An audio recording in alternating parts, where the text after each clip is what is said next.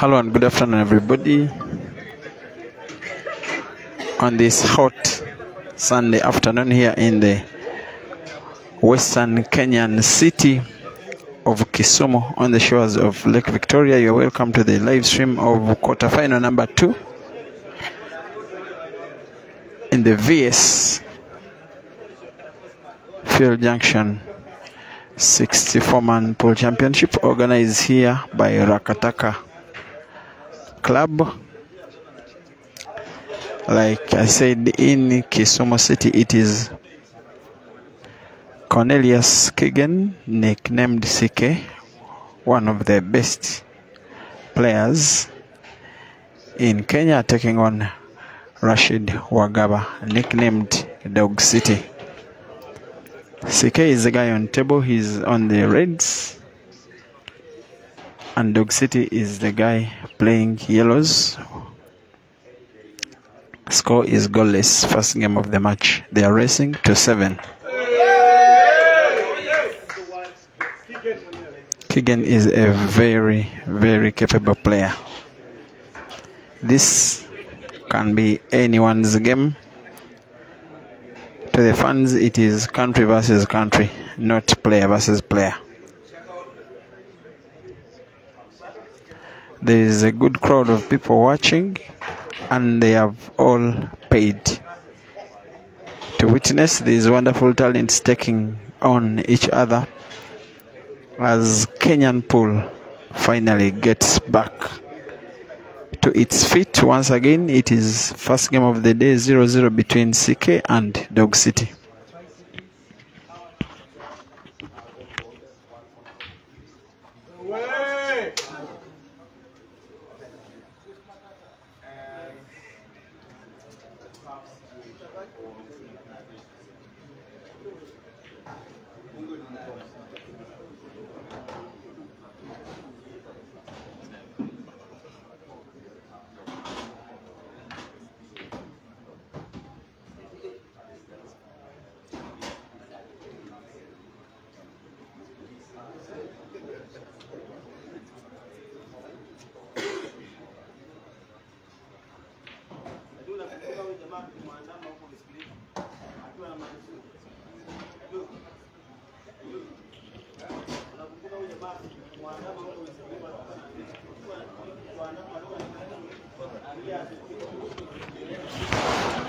There goes the first game of the day.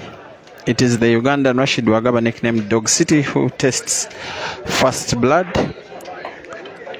He is normally a good starter, and usually he is very difficult to come back against. His A game normally comes out from the start. He did the same against Caesar. Meanwhile, Cornelius also did something the same against Fred Karanja in the round of last 16. The score was 7-0. One player so far in the semi-finals. The other Ugandan still involved in the tournament, Luvula Simon, who has also eliminated his countryman Bwanika Mansour in another one-sided game. That one ended 7-1.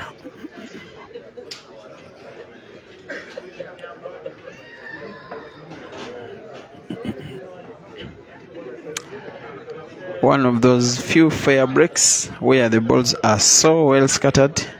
Not so well scattered. The thing is that no ball was spotted. The table is open.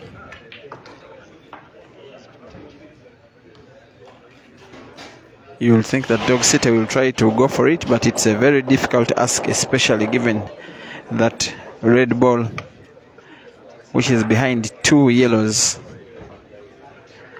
near at the pocket closest to your screen.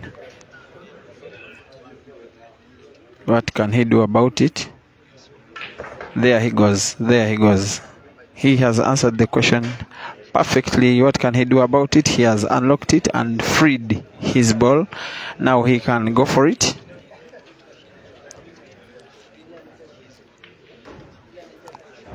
These are the shots that the veteran player Oscar Ochakachon calls young boy shots. At times, the mature veteran players would rather play safe than going for that kind of approach, but the new generation of players do not fear to try this out. It is what makes them distinctive players. It's a good shot. RASHID WAGABA, he will try to put the red in the center with white bouncing off the bottom cushion with a spin at the left. Exactly, accurate. That is very good shooting. This is the kind of play which could scare the opponent from getting away their A game. The fans have already uploaded one of his shots, the mass shot he played in the first game, and yet he is coming up with another good performance. And he misses this time round.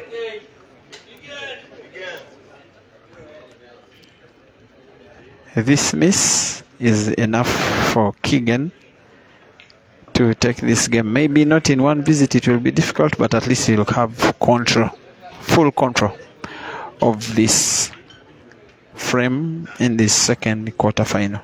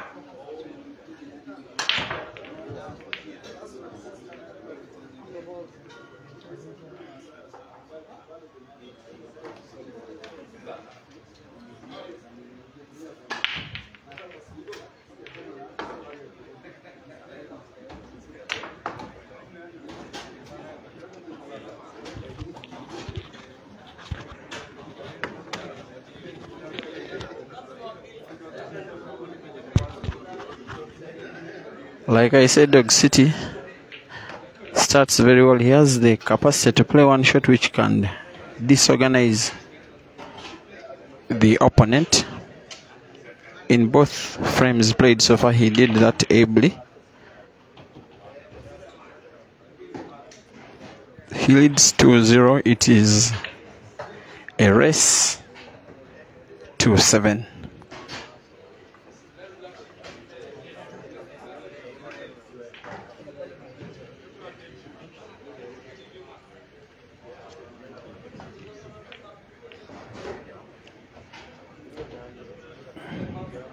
So far he has been able to silence the crowd, of course a KIGEN supporting crowd, by leading 2-0. He needs to keep winning in order to keep the crowd silent, because if KIGEN starts winning, the crowd will get involved in the game and the momentum could shift to him. Normally, pool is a psychological game, and KIGEN is one player who has the ability and temperament to win a match of this magnitude. A veteran player, has had some very good performances against Ugandan players. He was number 3, second runner-up in the Kampala Open Pool Championship in 2014, organized at Lumas Bar in Kampala. At that time, he lost the semi-final to eventual winner Alfred Gomekiriza. Then he won the 3rd place match against Amos Ndiagumanawi. In the other tournament he played involving Ugandans, where he performed, was a 48-man championship organized at Crooked Q, Westlands, Nairobi. The tournament was won by another Ugandan veteran in Waswakai. KIGEN came 2nd and Lubura Simon came 3rd. As we witness Dog City snookering himself as he attempted a skill shot which was intended to unlock his yellow ball, which is touching the red ball in the center pocket in the background of your screen. It's the opportunity you think KIGEN needed. Whatever happens, you don't see Dog City potting. He goes for another mass shot, but he does not pot and does not pack the ball either. Another game for KIGEN to lose. It is his in control.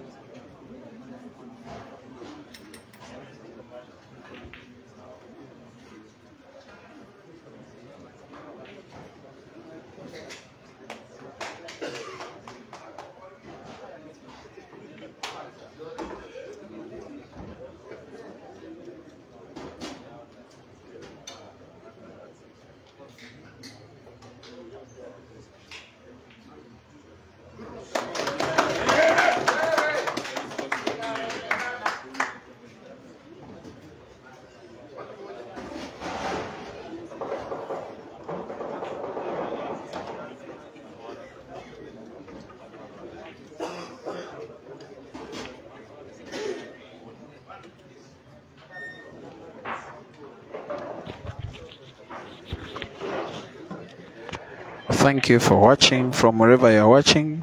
The Kenyan Pool Fraternity, viewers from Uganda, from Zambia, from South Africa, from Botswana, Swaziland, Namibia, Nigeria, all members of the All Africa Pool Championships who follow these social media platforms which bring to you games between African players live. Thank you as we witness a rather unconfident CK, failing on the shots he normally pots with ease.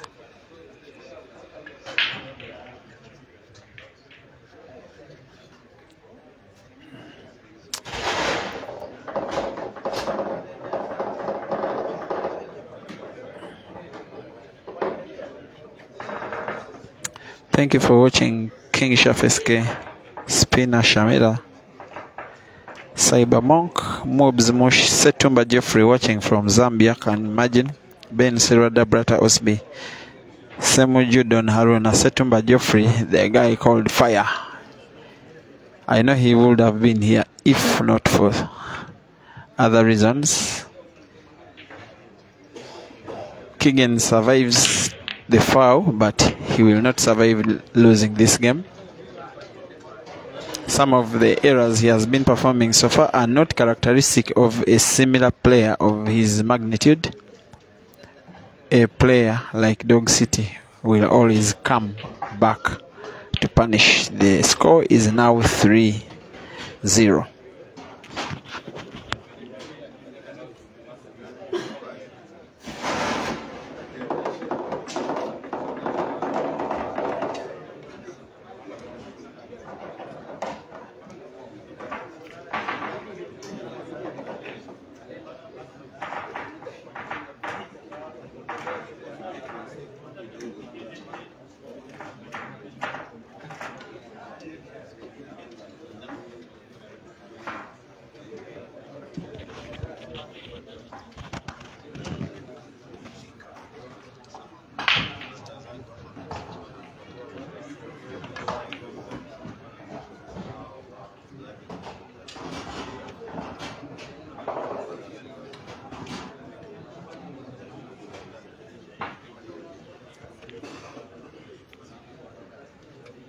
Moze Asima is asking, how did this guy reach this level with this kind of play? So far, he's not having his best game in this match. One thing I can assure you that he's a fine player, an experienced veteran, and he has had good performances and has reached good levels against Ugandan players, both in Kampala and here in either Kenya, in Nairobi, or here in Kisumu. Like you're saying, like I told you before, the Pool Association of Uganda Kampala Open Pool Championship in 2014 is a tournament where he reached the semi-finals, lost to Alfred Gumek, is the eventual winner, but defeated Amos Ndiagumanawe in the third place match. Then he was number 3. He was also number 3 in a 48-man comp organized at Cricket Queues in Nairobi 2 years later. That one was won by Ugandan Waswakaiya. Actually, KIGEN was number 2, not 3. That one. So he has performed better before against players from Uganda. And he has maintained a position on the Kenya national team for the last 10 years. So we are looking at an experienced veteran, and he's one of those Kenyan players whom you think has got what it takes to defeat an opponent of Dog City's caliber. But so far, KIGEN's performance in this match suggests otherwise. He's not performing according to his expectations. Thank you for watching. Dennis Owanop Chirigwajo Mwansa Mlenga Given Anderson says Dog City will win this tournament. Watching from Zambia, I know. Nando Tuhilda says something. Sithembi Sodoji Matsebula watching. It's a South African name, most likely watching from the Republic of South Africa. John Bita Bita, the flag looks Namibian. Petros Pakati watching from South Africa. The flag is definitely South African, as the crowd are entertained to the talent of this young man Rashid Wagaba Dog City, as he increases his lead from 3-0 to 4-0.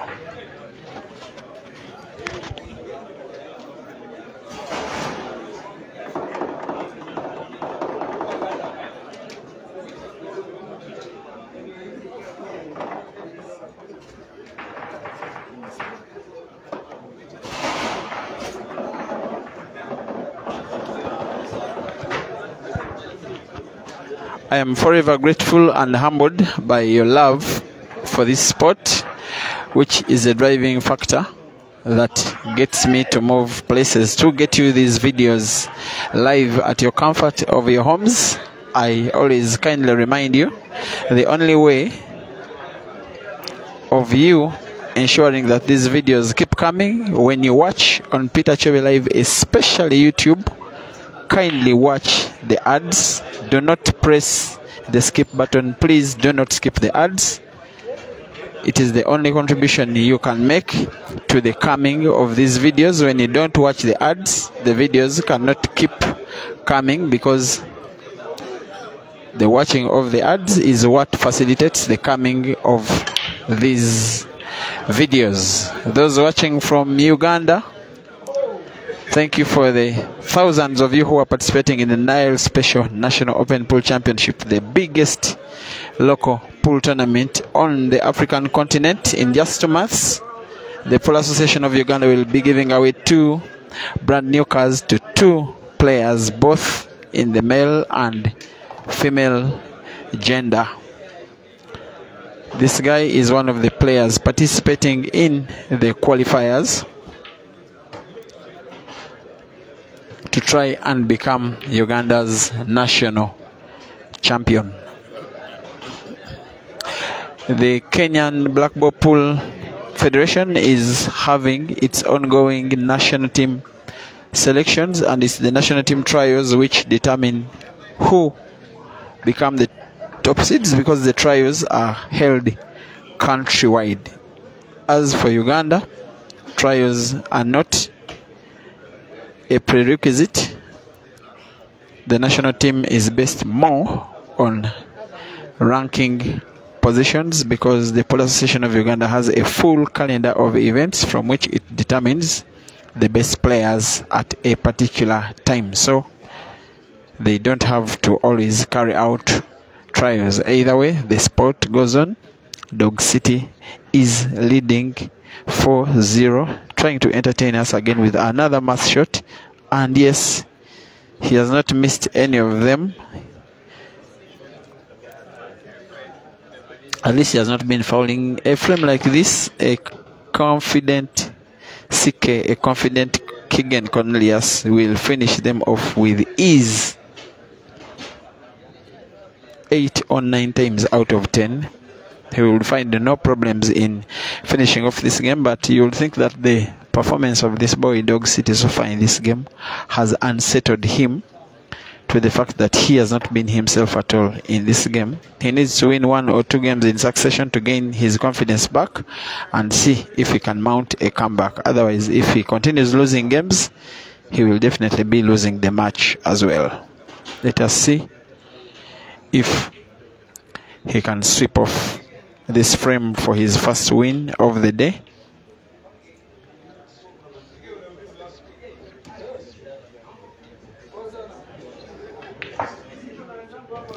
Nandu to Hilda Beramu.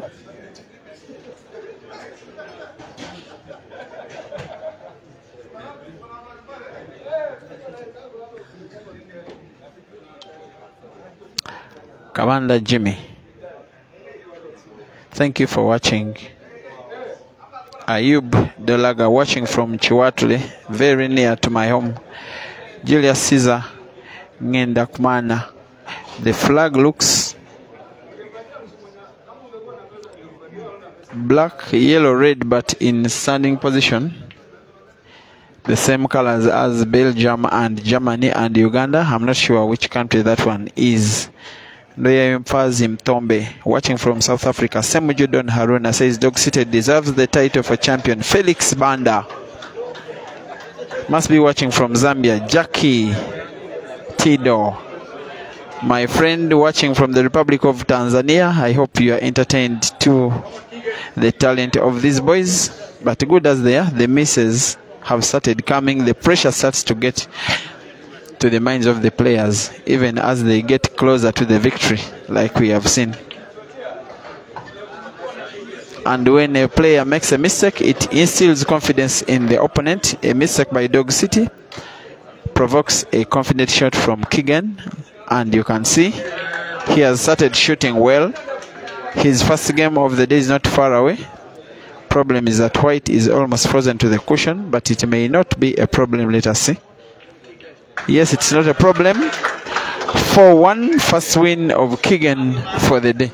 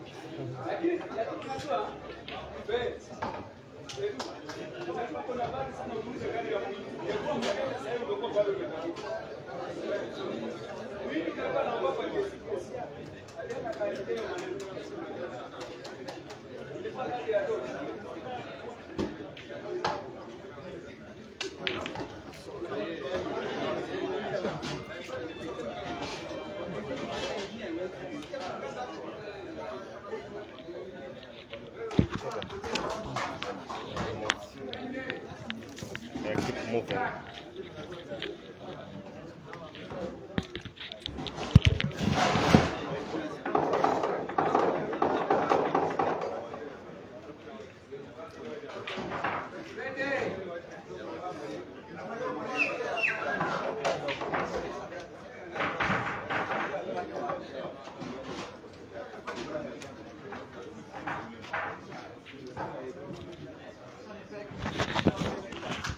The offensive approach by Dog City speaks volumes of how he's feeling in this tournament. He is asking for a timeout.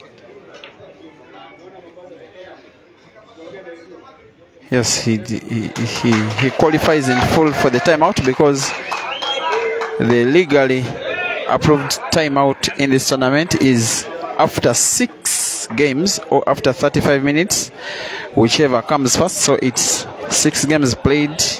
Of those, he has won 5, with KIGEN having won 1. Dog City has of late not been having a very good time by his level. At the last tournament he won was on Easter Monday, the Easter Cup organized in Uganda. His victim in the final was Vincent Sechibule, one of the guys watching, the beaten finalist.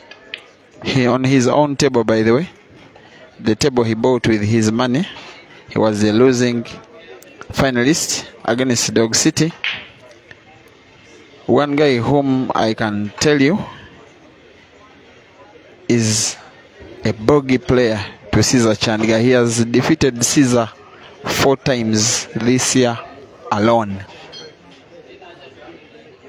He has simply taken a sip of water, poured some onto his face and hair to feel a little more fresh, such that he can come back, hopefully, on his perspective to complete the job he has already started very well. The score is, like I've said before, 5-1.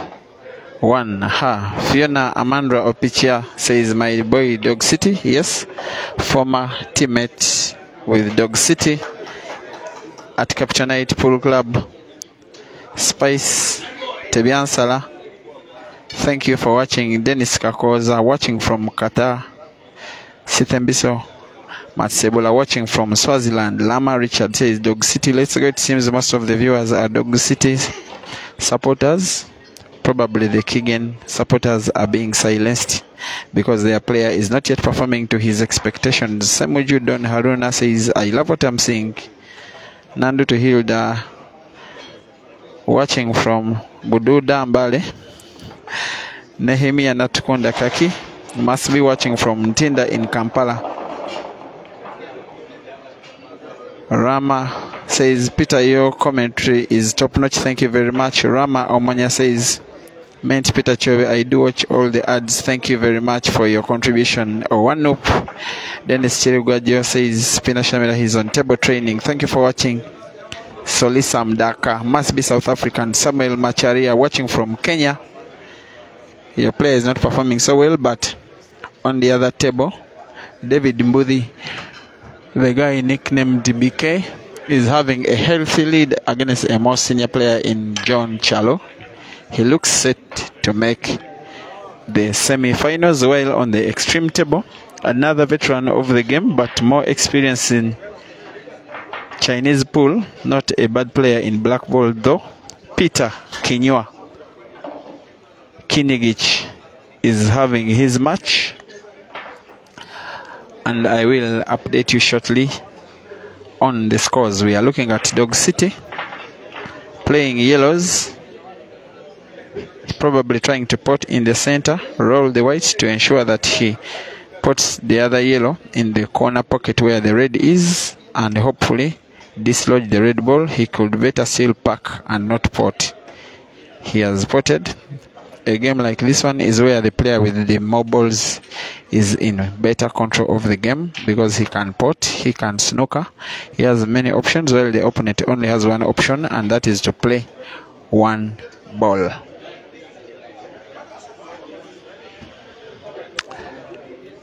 CK is snookered. The Kenyans prefer to nickname themselves only with the initials of their actual names. The Ugandans prefer some rather intimidating names, but I know a nickname is just a marketing gimmick. CK successfully comes out of the angle. It's a relatively good shot, because it's difficult for Dog City to, a little bit difficult for Dog City to execute his next shot. He may want to snooker.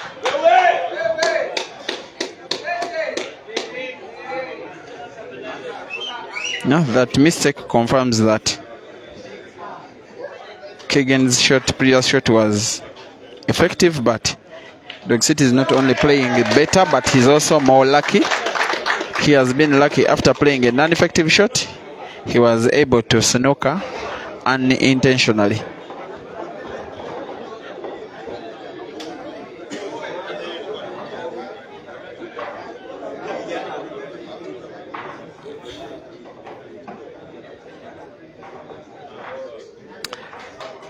Good shooting, KIGEN, but again it may not be enough.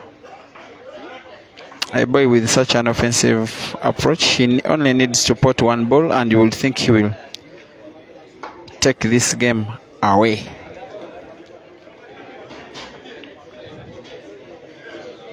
Has a variety of options.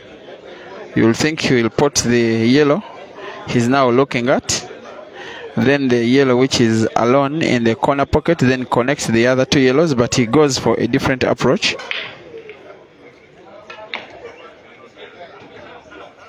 When you are as skillful as Dog City, you can afford even to have the unexpected game reading and you still win.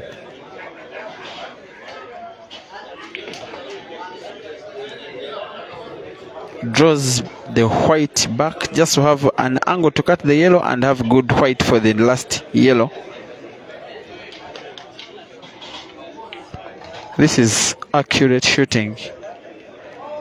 Potting and leaving the white in the only spot where it should have been speaks a lot of the confidence. I would say he's playing the best pool in the tournament so far.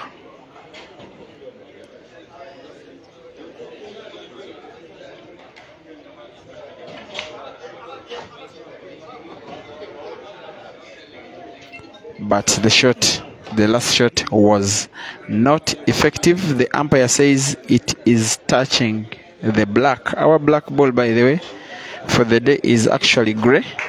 KIGEN comes to cross-check and confirms, as the umpire has said, that the white ball is touching on the black.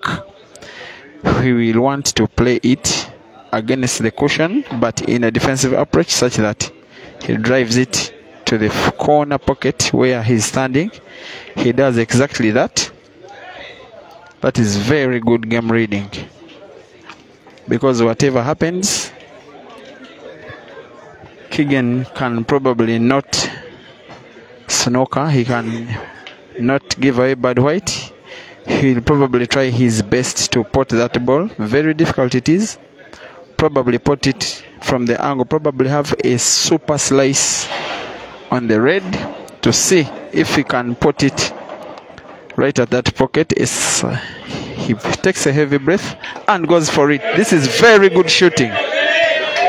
Very good shooting. You may not have a shot of the day, a better shot of the day than that one, whether he wins the match or not. Maximum respect to KIGEN for producing that level of shooting at the time when he needs it, and he narrows his deficit to 3 goals. He now trails 2-5.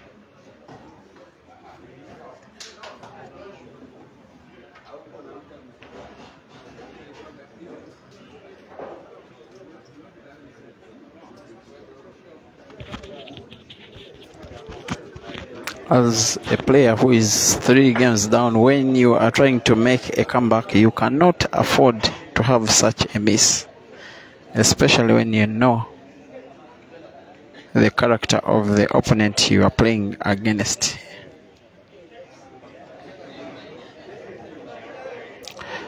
KIGEN has decided to play on bare feet, a sign that he is up for a fight.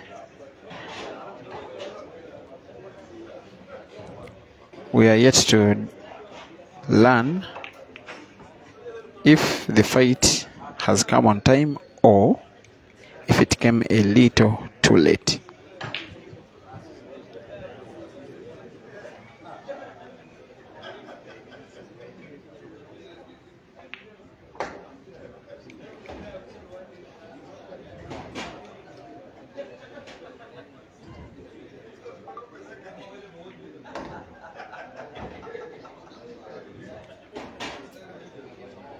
It's Dog City trying to make it 6.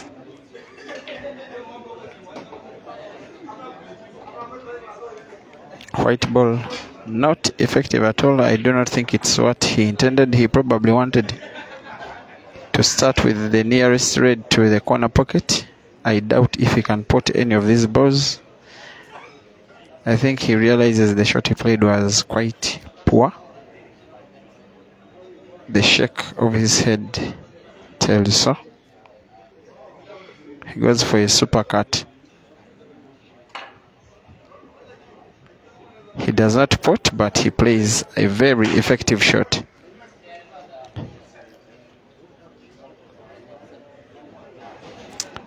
KIGEN will definitely try to play snooker. It's a very good defensive game.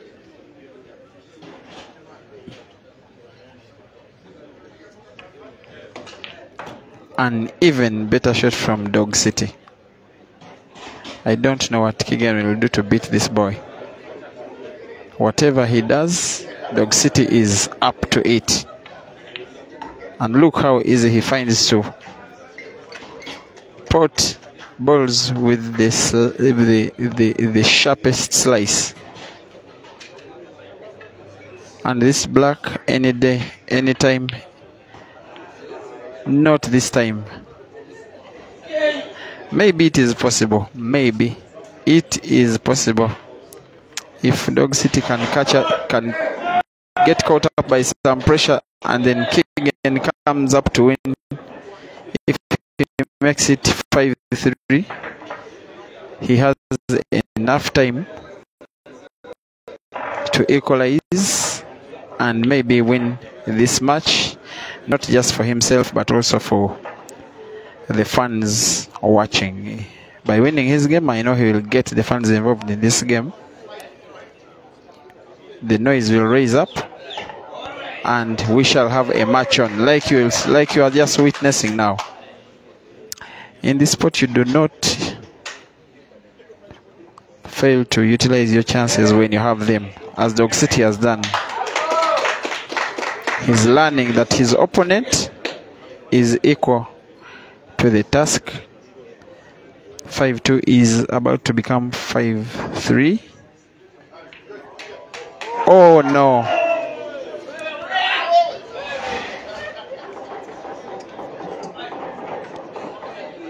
This last frame, this ongoing game, the blunders we have seen in it are very uncharacteristic of both players. Dog City goes for the center pocket and does not pot.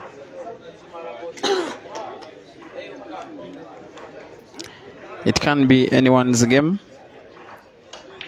Different options to double in either corner pockets where KIGEN is standing, to play defense, to have a maximum slice and put it in the corner pocket nearest to your screen. I don't think there is an option for center, or to hit it and pray for luck.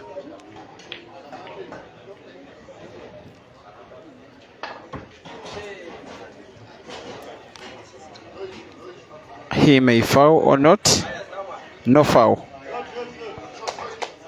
But I think it does not matter, because it is a shot. It would have been Dog City's free shot even if KIGEN had fouled. And just like that, it is now 6-2.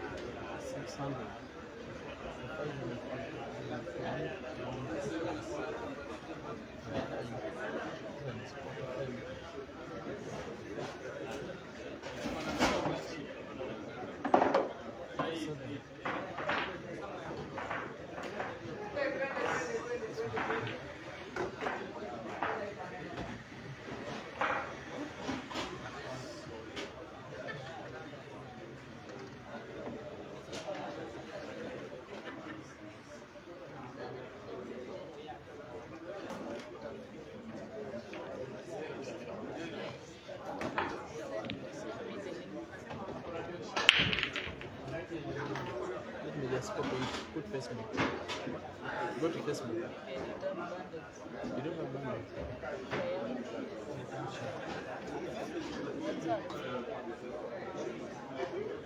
Just post it in the Kenya platform.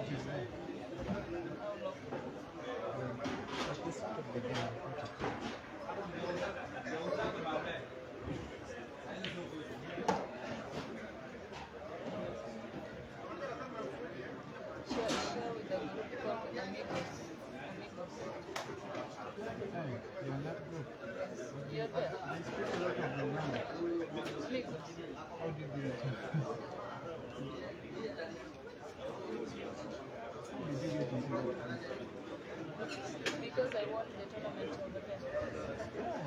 Last Sunday. On 9.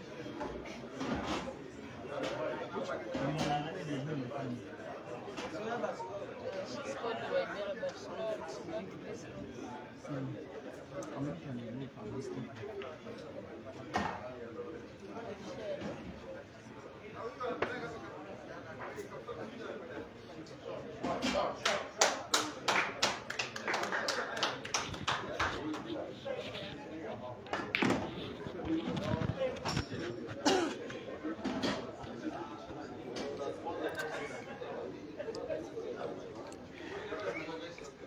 Moses Asimwe, I don't agree with you. Robinson Matovo, thank you for watching. Joseph Mzondo, Samuel Judon Haruna,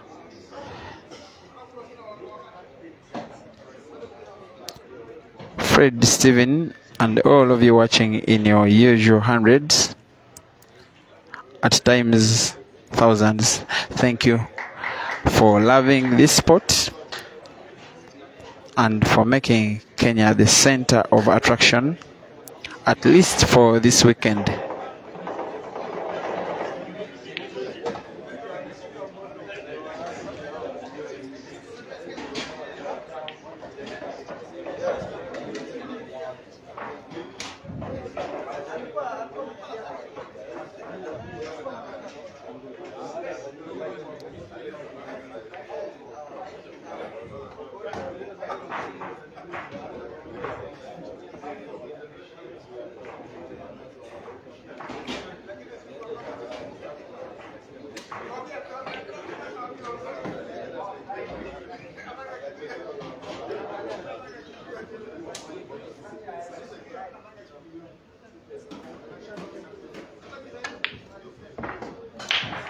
Look at the shot, not just the ability to double, but how on earth did White move like that? Just how? Just how? The White was supposed to go in the opposite direction. These boys are becoming impossible to play against.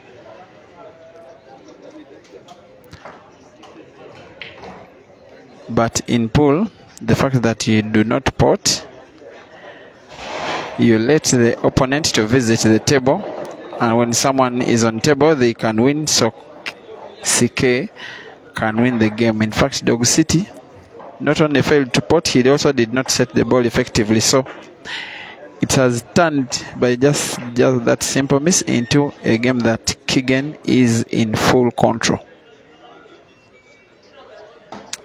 Foul, 2 shots. As we wait to see how CK can utilize these 2 visits, I will be back shortly.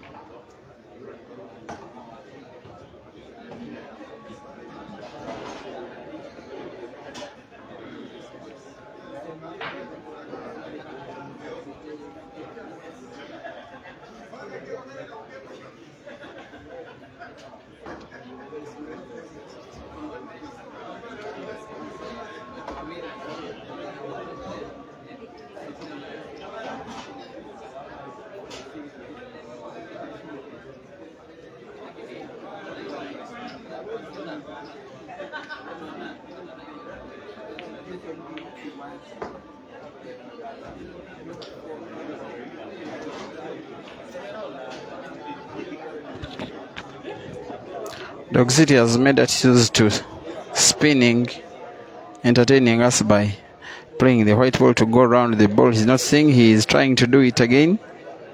At least, once again, he does it. Makes it uncomfortable for his opponent to snooker. When you have that ability, he has done that same shot 4 times in this match, and all 4 times have been successful. The first one was in the first game. That one even caused celebration from KIGEN's fans, the Kenyan fans watching in the arena. But KIGEN knows that he is in control and he can win this game.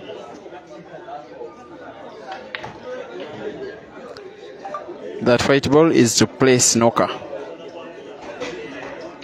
Umpire looks to confirm that it is not frozen to the cushion.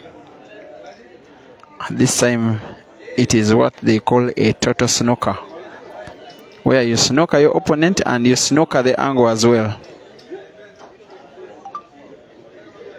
What can Dog City do?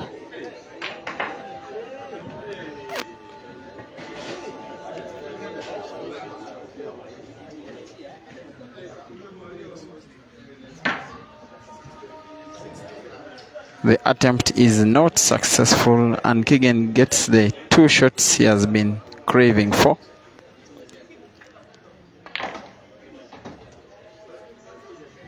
And opens up his game. Time to attack.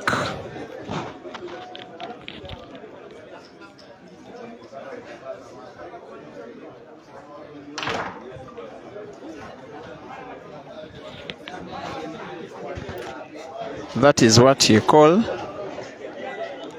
washing your white shirt and hanging it in the mud to dry up. It is Dog City against the Black for the game and for the match and for a slot in the semi-final. And yes, he does.